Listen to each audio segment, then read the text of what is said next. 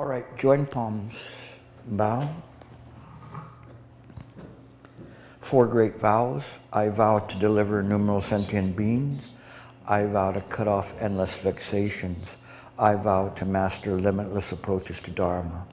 I vow to attain supreme Buddhahood. Okay, good evening everybody. It's February 11th, I believe, in 2013, our regular Monday night class. Hello to all of those who are listening by way of the internet. We've started this year with very basic practice, talking about how to meditate, the very basics. And today I want to even begin even further in terms of basic work as to the initial principles of the practice. And the first part is what's called the triple gems. And the triple gems, or the three jewels, is the Buddha, the Dharma, and the Sangha. Now, you'll hear me sometimes talk about the Dharma, and there's two meanings to the Dharma. When one is using the Dharma with a capital D, it means the instructions that Shakyamuni Buddha gave and those who followed him, and the studies and the practices that we do. When it's a little d, it means phenomena. Like, for instance, as I look out onto you, what I see is Dharma with a little d, just phenomena, appearances. You appear in mind. And so wherever I look, whatever I think is a little d. It's Dharma, mental formations. But in the practice with the three gems, we use the capital D, not the phenomenal occurrences in mind. The term Sangha means community, or the community of those who have sometimes related to monastics, but sometimes related to well-known advisors, sometimes collectively referred to as a community, such as this community we could call a Sangha, like a group or a gathering of people. But here in the Triple Gems, the Sangha generally means someone who's a well-known advisor, a master, somebody who's accomplished to be able to assist in your guidance towards the practice. The Buddha refers to, could be historical Buddha, the Shakyamuni Buddha, but it also refers to the Buddha nature itself, the mind itself. Sometimes we say self-nature, but it doesn't really mean a self-nature like yourself, but the self-nature of mind. This how would you say, it's difficult to put into words what can't be put into words. The idea that it's mind itself.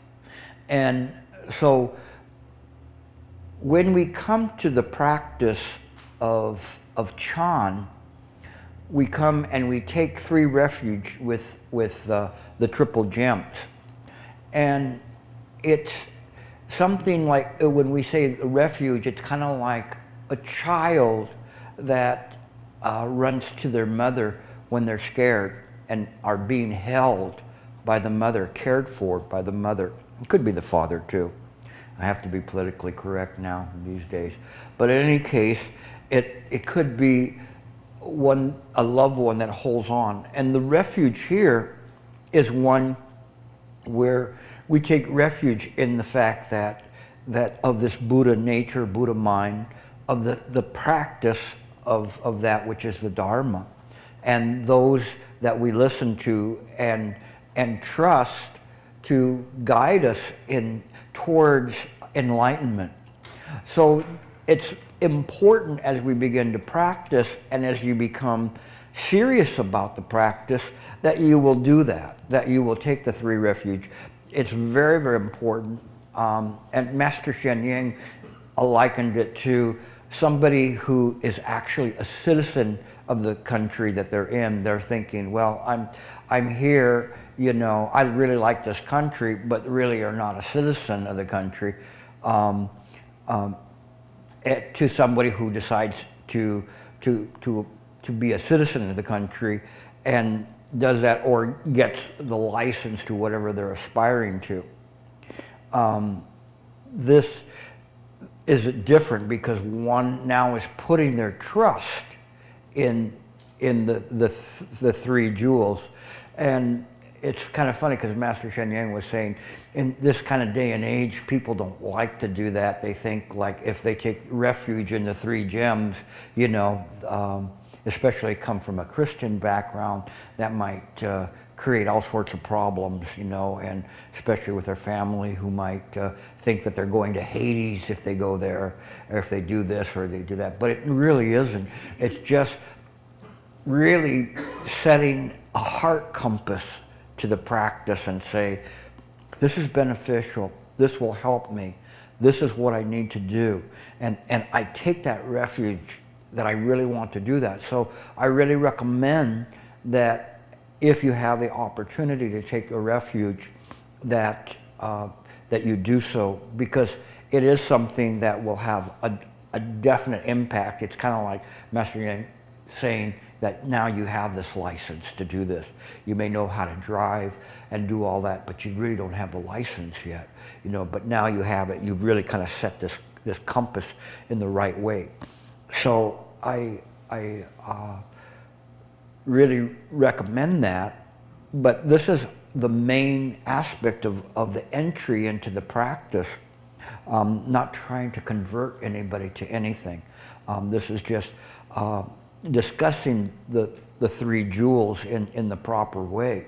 And the discussion of the three jewels can go on for quite a bit. It's very, very detailed, and it as just like the 37 factors of enlightenment, and lead one to see this from an apparent reality to true reality in terms of what Buddha is, what the Dharma is, and what the Sangha is, and knowing that all of those represent mind.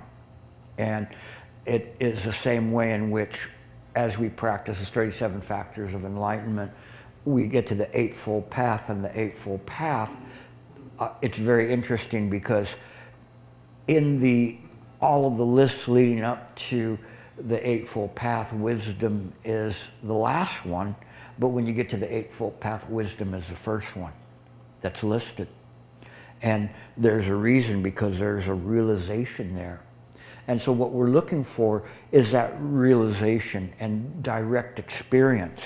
Once one has that direct experience, they can cultivate what I call right view realized, or wisdom realized, where this is actually of the Eightfold Path, the ninth of the Eightfold Path, and there's a 10th, which is realization of liberation. They all fit with the right view and wisdom, but as it is it's an experience. So our practice from our school, the Chan school, is we call sudden enlightenment. Sudden enlightenment is not something that one would just go, the reality is, and as soon as I tell you that, then you become enlightened. It doesn't work that way. And in some cases, it's not all too sudden, at least not instant cake sudden that the Westerners are so used to, and fast food fast. Okay. Sudden enlightenment is more like putting the crock pot on and just letting it go, understanding that it's cooking, but not worrying about when it's going to be done, because it's crock pot. We're not going to burn it, but we're just going to keep moving on with it, applying the heat. And then all of a sudden one day, boom, it may happen. But it's not something that if we're looking for it, searching for it, trying to get it, we will get it. We'll just move farther and farther away. It like the carrot on the stick, where as one tries to grab the carrot, we can't get any closer to it. But if one just forgets about it, the stick disappears, the string disappears, the carrot disappears, and you disappear with it. That at that time would be a direct realization that could be a very small realization, but nevertheless can produce faith in you that this practice is the proper way, and you're on the proper path, and you've gotten a little taste of it. The problem is that when people are looking for that little taste, they take other things to be it, for instance, unified mind. And they think, this must be it because it's so beautiful or so serene. Or they convince themselves that they've had some kind of an experience. These experiences can only be confirmed by a well-known advisor who's very judicious and very conservative in certifying anybody's experiences. Because most of the time, they're not true experiences. Doesn't mean that you're not going to have one, but the well-known advisor is there to make sure that whatever experience that you had isn't just you tricking yourself into thinking that you did that. But the idea is that when there's an experience there, even if it's a small or shallow or brief one, it's still not bad. It's good as long as one doesn't hold on to it. If one tries to hold on to it, then they'll mess everything up. So the idea here is in our school is we want to move towards a direct knowing or direct experience of mind. So what prevents us from seeing that? Initially, it's the three poisons. Does anybody know what the three poisons are? Nobody. I'm going home. Greed, ignorance, and hatred. Huh? Greed, ignorance, and hatred. Greed, hatred, and ignorance, yes. And these three poisons, sometimes they'll call them like the major vexing klesas, K-L-E-S-A-S, also known as ignorant attachment and aversion. But greed, hatred, and ignorance is the idea that they're all called an affliction or disturbing emotion, vexing passions.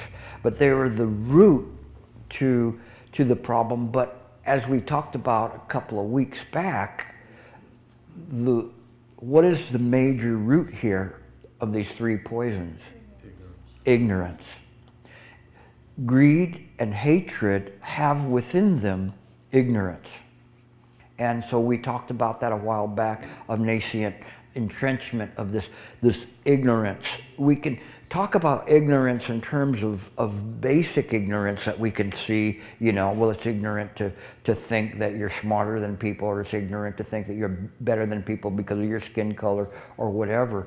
But this fundamental ignorance is something that we have to look at so that we can begin to understand, and via wisdom transcend the idea of this idea of a self, which we'll get to in a moment. But it are these vexing passions that create the other passions. What other kind of passions? It could be impatience, it could be self-love, self-conceit, all sorts of different things that can come up in your mind that come from greed, hatred, and ignorance.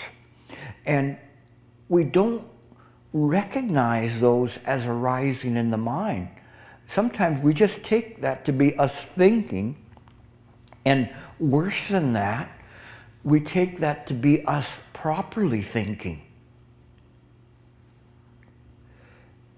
So our mind is deluded and has convinced itself that totally irrational behavior is good for us. So as one is sitting there and smoking their cigarette, they go, I'm taking a break. This feels good. Until later they try to stop and they can't stop because of the difficulty associated with it and breaking that habit. But we all have habits like this. It's not just cigarettes that we have a habit.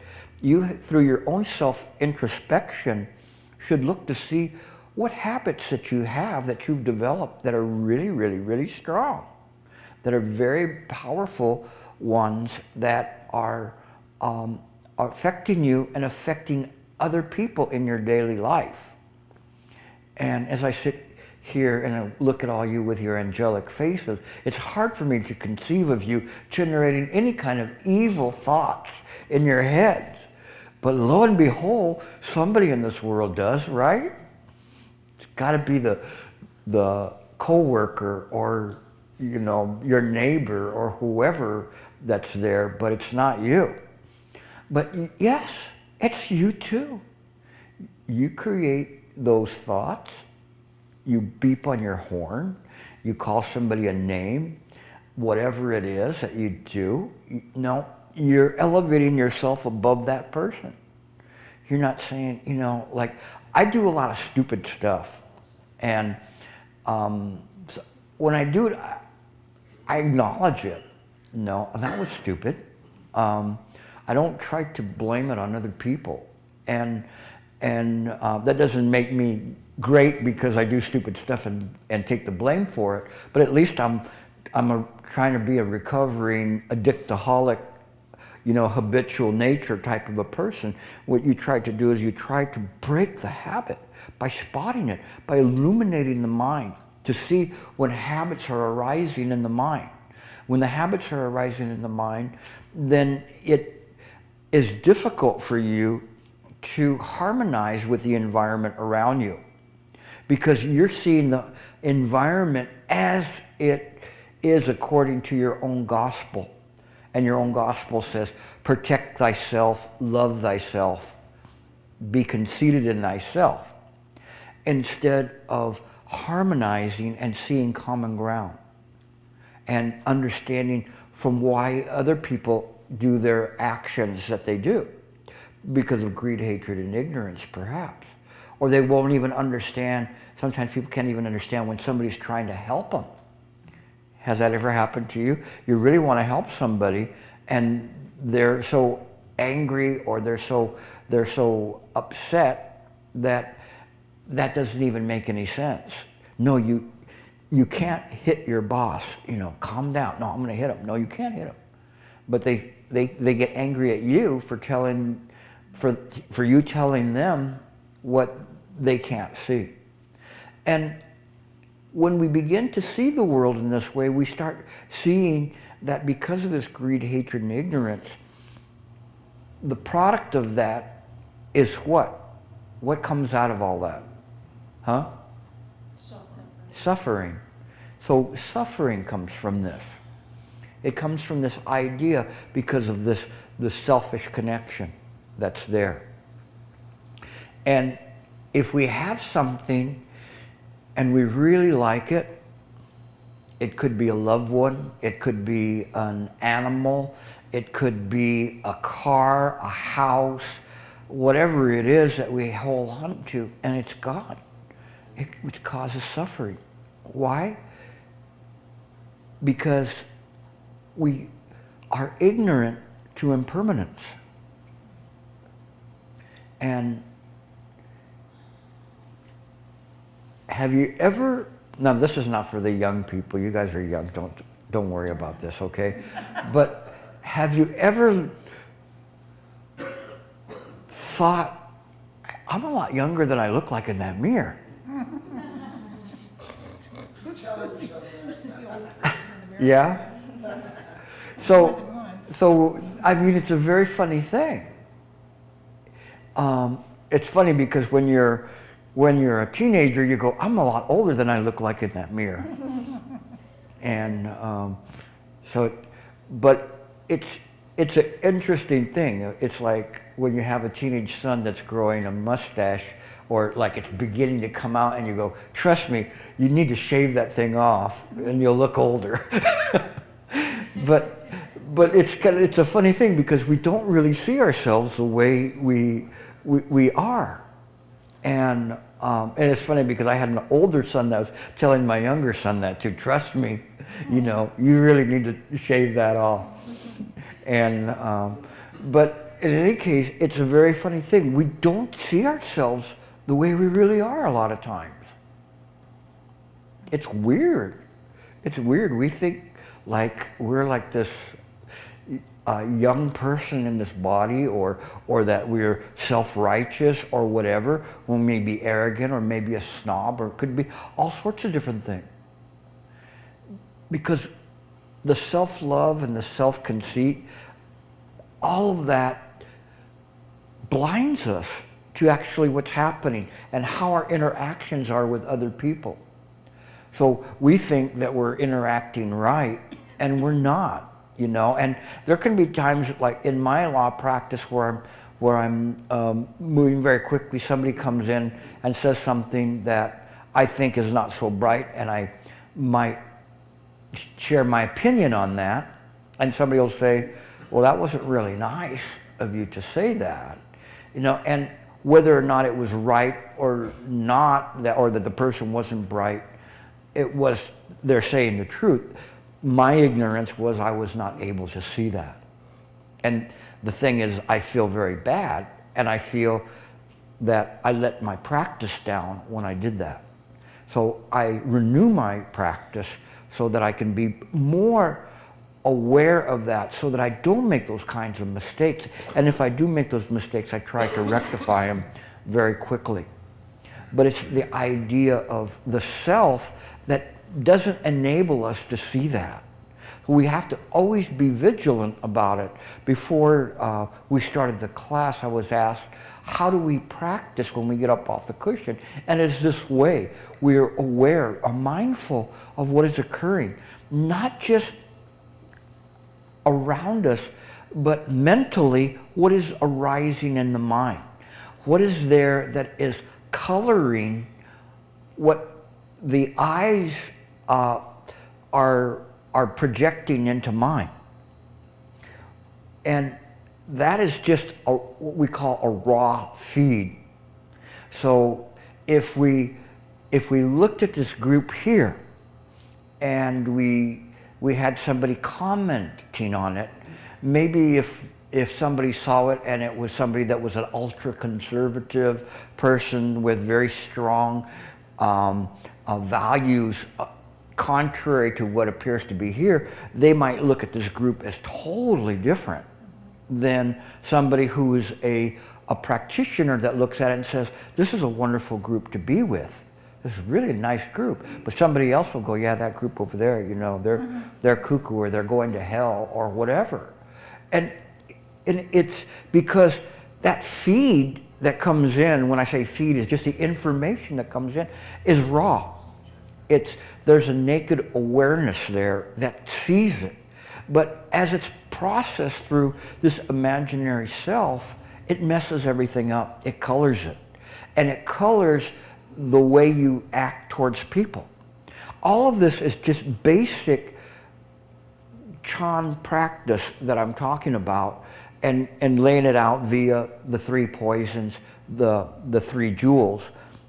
And we get to what are called the 3 Dharma seals, or 3 marks of existence. Now we're getting tougher now. Does anybody know what those are? Impermanence. Impermanence. Impermanence. No self, or no isolation of self. No self. And no thought. No suffering. Yeah, you're right. Yeah. I give you a kind of Like a pass on air that one. things. Yeah, that's very good. Okay, so the 3 Dharma seals are 3 marks of existence.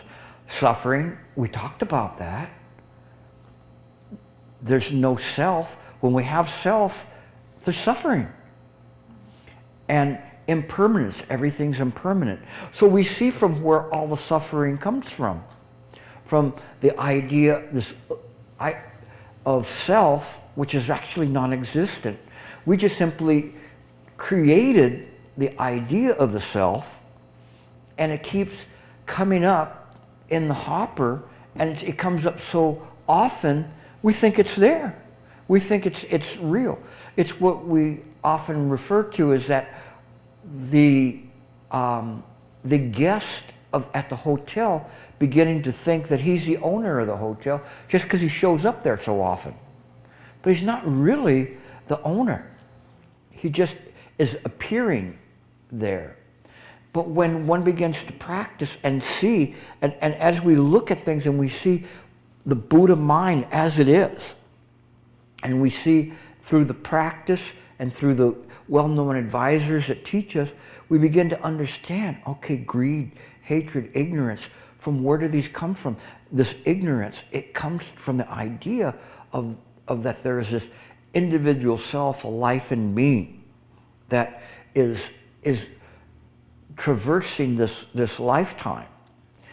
And with that idea, it has its own set of values, and its set of values is protect the self at all costs. And when it protects the self, it can lie, steal, take drugs. It could have illicit sex. Not permissible sex. And I'm missing one. Killing. And killing. All in the name of the self. What are those called? We take 5 precepts to say we're not going to do those. Why? Not because it's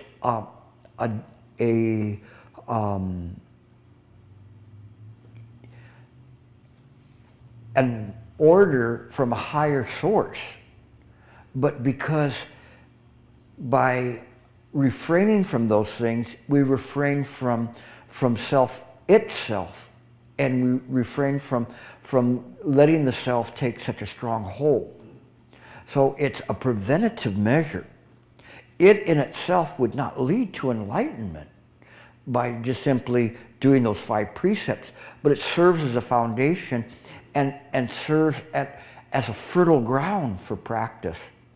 When we do not have those types of precepts, when we have not taken 3 refuge, when we do not practice, then it serves as a fertile ground for habitual tendencies that are unwholesome. What are unwholesome? Anything that we're attaching to, any type of discrimination.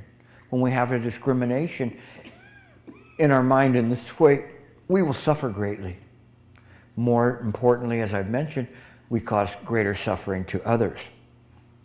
And which leads us to the 4 Noble Truths. And the 4 Noble Truths are, who wants to say it? Suffering exists. Suffering. We know the cause of suffering. The cause of suffering. There's a way to end it. The cessation of suffering. And the work that leads up to the cessation of suffering is nirvana. And that it leads to liberation. Liberation, yeah. That's good. So we have all of this then is all intertwined. And all of these basic notions, these notions are basic to any Buddhist practice. And they're all there, whether one's Theravadan or Tibetan or from a Chan school. Those are all basic notions, but they're all tied together. So we see, this is where the suffering comes from. Why? Because we know it comes from the ignorance of not seeing the 3 marks of existence, and that there is no self, that things are impermanent, and that there is a suffering. And when we see that, as they're all tied in, we see, this is the 4 Noble Truths, that there's suffering. And what is the cause of it? Now we know there's these causes. And the cessation is, there is a way of practicing to relieve one from that. And then there is the liberation. But it's a very funny thing, just as we talked about the 37 factors of enlightenment and how in the end the wisdom is the first, the right view. As we begin to practice, we find out that in the 4 Noble Truths, that there is no suffering, no cause of suffering, no cessation of suffering, and no path. This would equate to the 9th of the Eightfold Path, the right view, realize that one through the practice of whether that's it's practice of principle, or practice of sitting, or practice of both, has a realization that the three gems are all one and the same. That there's no separation of the three gems and the mind that you're using right now. But it's difficult because for you to try to wrap your mind around these notions is not possible. Does anybody know why that's not possible? Because you're using consciousness? Yeah, because you're using the idea of consciousness and this idea that you want something to manifest in consciousness that makes it all make sense. And so one is using cogitation, mind thinking, to try to do it, but that's producing thought. Mind is beyond the idea of the thought. And what we do is we return it back to its source, from where the thoughts arise and cease. That is where the search is at. So as we begin to practice Chan, if we do not know where to search, we'll be endlessly looking in consciousness to try to find the solution. So, and if you are taught meditation in this way, you'll just be sitting there trying to erase thought from the mind. Don't want to think, I don't want to think, I don't want to think. And it was like the one case I talked to you about Wo Lun, and he said he had skill. His mind cuts off thoughts all the time. And this is the way he practices, and constantly cleaning. And when Hui Ning heard that, he said that Hui Ning has no practice. His mind moves all the time.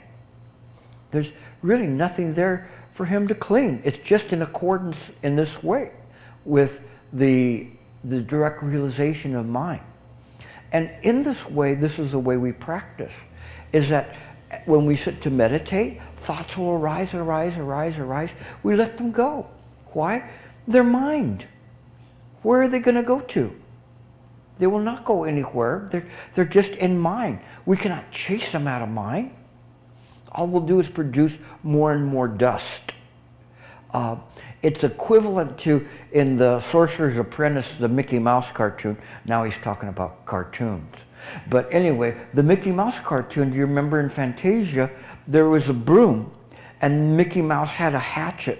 And because he had set it all into motion, this broom that was supposed to sweep up for him and take care of him and do all this work for him, sounds like yourself, right? And trying to get an easy way out of it, it kept going and going and pouring water in this one tub until it started to flood it. And he wants to hit it, so he to kill it, and he chops it in half, and those turn into two, and he keeps chopping until they keep multiplying and multiplying and multiplying. And it's the same way when we try to eradicate thought from mind in this way, we're working against the nature of mind. All we're doing is produce more and more thought. Rather, if we understand the nature of mind, we understand how thoughts arise, and they're naturally appearing there. Why? They were put there from previous thought. They're naturally appearing. It's not unnatural. It's unnatural to try to cease the thought by ordering the thought to stop. It will not work that way. Why? Because you've set into motion so much habit energy that the thoughts are going to arise. But we know that if we let the thoughts go, and more importantly, the thoughts that we call self go, that by the nature of the mind will naturally find its resting point. Once it finds its resting point, one has a good chance of getting a direct realization, simply because they're not navigating in consciousness, but now investigating directly into mind itself. And when this happens, then the practice will be much more productive. Any questions so far? No? Okay, we continue on.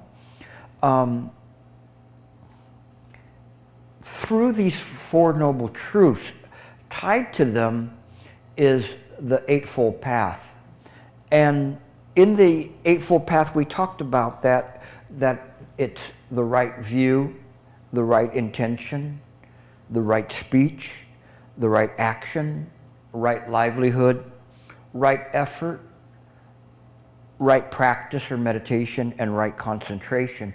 But this time around, right view, wisdom is right there on the top with the right intention of saying, I really want to practice. Where does the right intention come from? Wisdom. Huh? Wisdom? Wisdom. But where did it all start? With the triple gem and taking refuge in the triple gem. When we take refuge in the Buddha, the Dharma, the Sangha, we have the right intention in terms of our practice. The triple gem realized is wisdom. Those are connected. Those are the key points that set into motion the rest of the Eightfold Path. And of speech and action and livelihood. Sometimes when we say speech, what we say, we have to be careful of what we say, the right speech. Anybody regret anything they said today? Yeah, a few of you. And you always say that. You're such a good practitioner, and you're always, every time I say anybody do anything bad, you go, yeah. So I'm beginning to wonder about you now. So, but in any case, the right speech, we have to be careful of what we say. And there's the different conducts are body, speech, and mind. So what we do with our body, it could be anything as much as like impatience or anger or whatever, or it could be hitting somebody, stealing something, doing all sorts of different things with our body. And ultimately, mind, because all of those come back to mind. And they come back to what you're thinking, what you set into motion. The speech doesn't come from out of the blue, it comes from mind. It comes from ignorance. So all of these things through body, speech, and mind, when they're unwholesome activities, they're coming from ignorance, from attaching to the idea of the self, from discriminating, from holding on to things, rather than just letting them flow naturally as they would tend to be that way if we did not cling to the illusory self. So we have this idea of what the action is, the right action, and the right livelihood. What do we do? And it's not just simply that the right livelihood as a butcher versus a policeman. Policemen can be very bad sometimes. And a butcher can be very nice. He can be giving meat to the poor. The livelihood is much more profound than that. And has to do with what we do. Again, it's our action, our speech, what we do. All of these are all connected in together into morality. And how we go about harmonizing or not harmonizing with our environment. So we become very aware. Now, the right effort, what effort do we put into this? We put in the effort of what we've called the Madhyamika school, the middle way. In the middle way, we try not to be too saintly or too loose in our practice. We practice in accordance with our ability at that moment. And that ability changes as we begin to practice, where we're able to sit longer, 5 minutes, 10 minutes, 15 minutes, or be able to control our action, control our tongue, control our body. And as we begin to practice, we begin to perfect perfect that practice and perfect the effort that we put into it. So as we go along, somebody who's a beginner who sat for 5 minutes very well, I may praise them quite a bit. And somebody who sits in 20 minutes and is in the grasp of drowsiness, I may admonish them to practice better. Why? Because depending on where they're at, we have to keep practicing and perfecting that practice. The right meditation, the right practice, how we practice. Are we really using the methods right? Are we using what we've learned in the right view and applying it in the proper way to lead to something? Or are we just sitting there and saying, I know I'm going to be enlightened today. I know I can feel it. You know, it's going to come. Rather than putting all of our effort into the practice itself. The right concentration. To not hold it too tight or too loose. Just right. And when we hold our practice in the right way and we concentrate in the right way, how we concentrate and perfect that concentration. Again, all of these are called the right way. It's not just the view, but the right view. But here in this particular practice, what they're pointing towards is the perfection of the practice.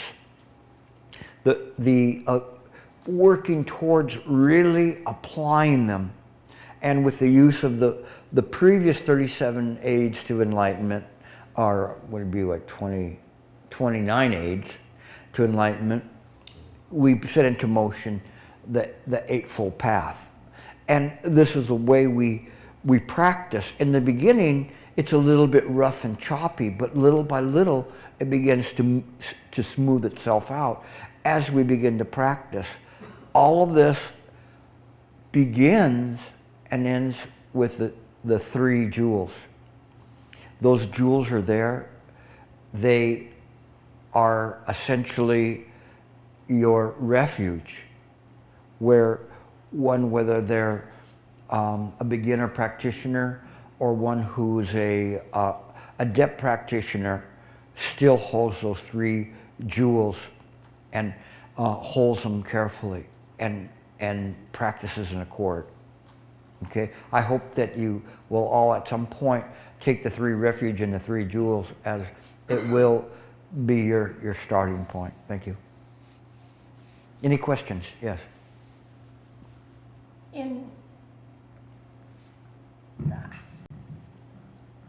One of the bases of that I've found in the reading that I've been doing, the term equanimity and letting go of judgment and judging it against the accumulations of what self is. How do we handle things like what happened last week? What was your question? How do we handle, I'm having difficulty in my meditations reaching a peaceful point with things like the shootings last week. Yeah. What you're referring to in the state of equanimity is upika. Upika is the culmination in the practice of Chan. In the Theravadan school, they refer to it as a jhana, the 5th jhana. But essentially, you can't get there from here. You have to begin to practice in a way that will bring about that state of equanimity. So one goes through working through the practice of trying to stay on the method, and there where I was saying it's very choppy and intermittent practice. When you're sitting to practice, you're more than likely in a dream state than actually practicing. And then the next state is it's starting to take hold, and you're starting to hold the method a little bit more carefully. And as you're holding that method, then it starts to smooth out a little bit.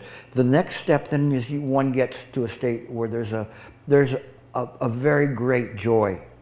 And this joy is like a wonderful joy where you're actually able to hold the method. You're very comfortable with the method. You know the method and it's producing results. But you can't stay there because there's still a very strong sense of self and accomplishment. And then it comes to this kind of a contented joy, okay, or the Dharma joy, where there's no opposite to it of sorrow. There's just this practice that one is set into place and understands the methods, holding the methods, and is careful with it and understands what they're doing. That segues into upeka on its own. So it will get there, but if one tries to bring the mind artificially to the state of equanimity, it's not going to work. You're trying to drag the self with you, and it's not going to work. When one gets to the state of equanimity, the self is really just kind of a haze, if at that. And this is very similar to the 10 ox herding pictures from the Chan school as progressions. They just use a little bit different things and chop it up a little bit more, but it's nevertheless the same kind of a way of getting to a state where one is seeing things in a non-discriminatory way. It's not necessarily that there's no judgment there. It's wise judgment, as opposed to judgment based on discrimination, on false discrimination. There's discernment in the mind, discerning what is arising in the mind and why it's arising in the mind, but there's not a discrimination or a clinging to anything that's there. It just simply is naturally flowing in accordance with what's there and according with that state. Okay? Yes? We use the microphone because we record these, and so the people who are listening on the internet will hear your voice too. I have a question. And put it real close. Oh. I have a question kind of off of what she was talking about with bad things happening. And I know with religions, everybody has, like Christians, they believe, God, this, and everything has a reason. And then other people think it's a learning experience that your soul has to experience. But I'm trying to figure out, like her, how to sit quietly and let bad things happen around you, or as you see things in other people's lives, how to be okay with that. Does this practice have a direct, or how does that work?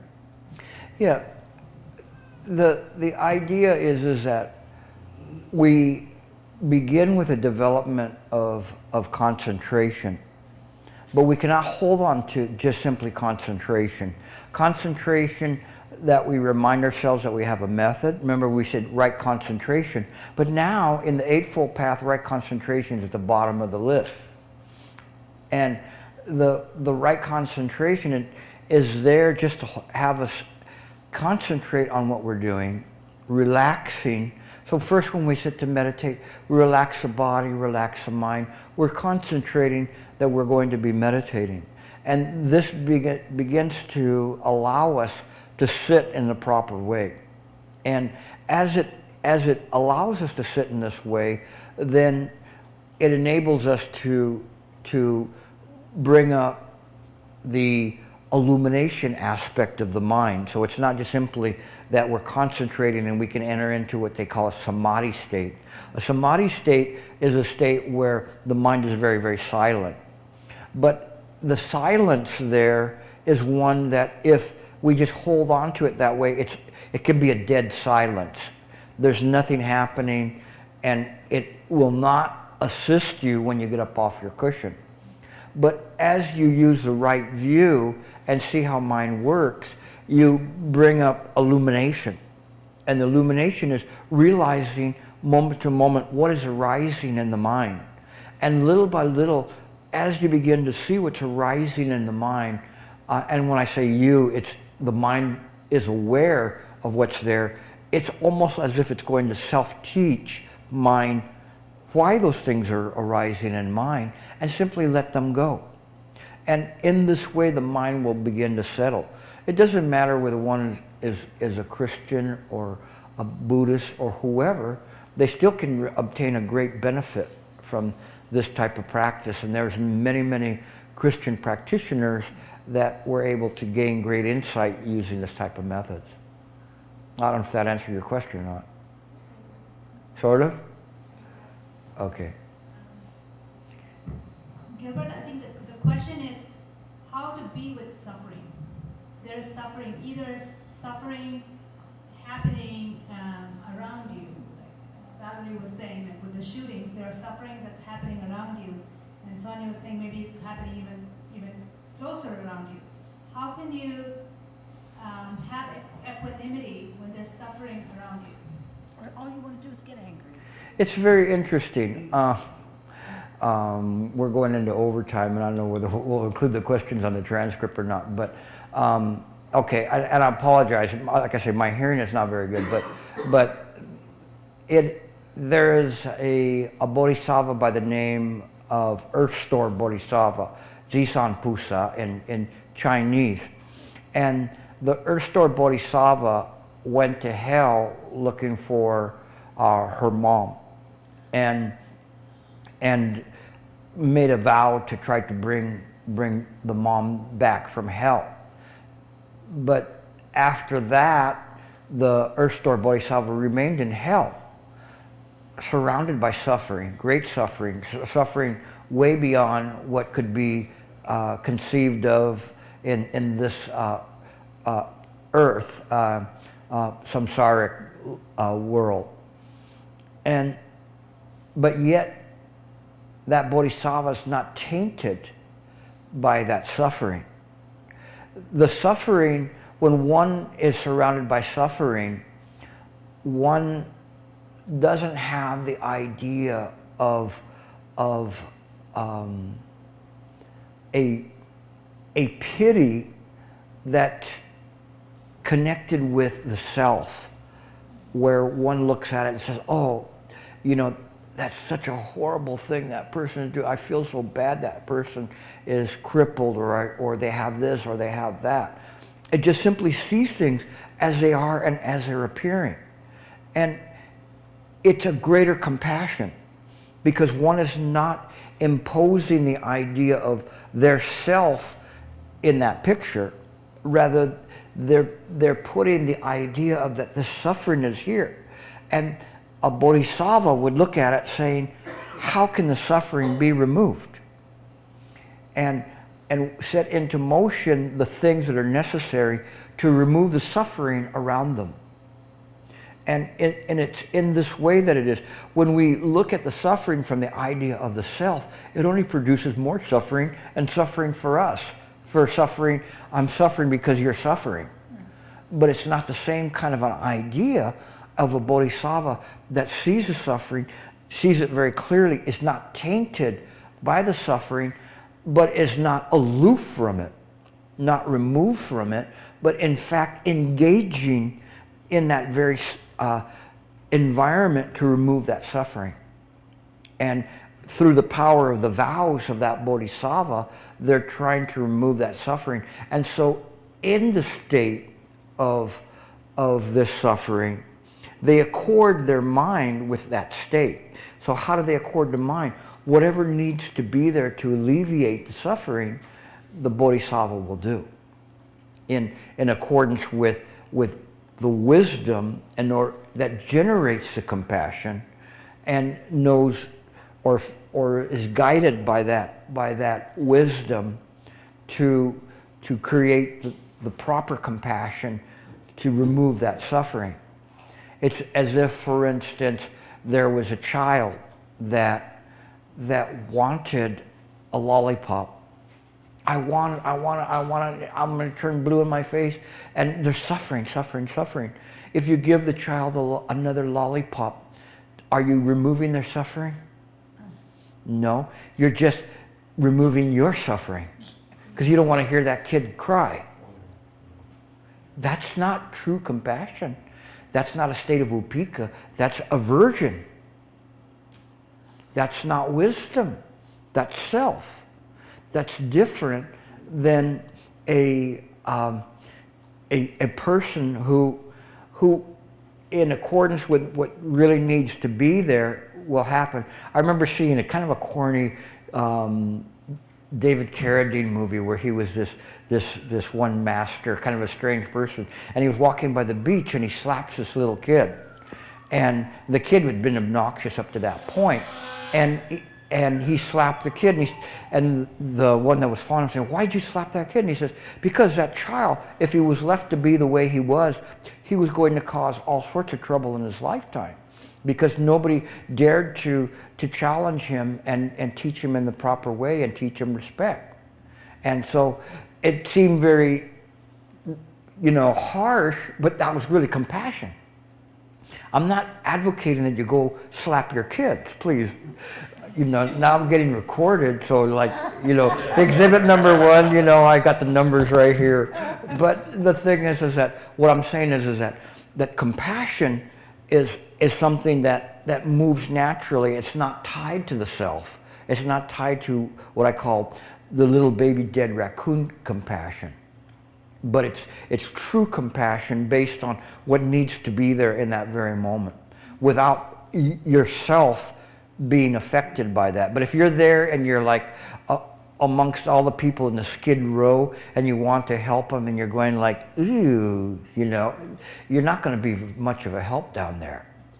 But if you go there with the proper viewpoint, a Mother Teresa, for instance, then that's a totally different type of compassion. Okay?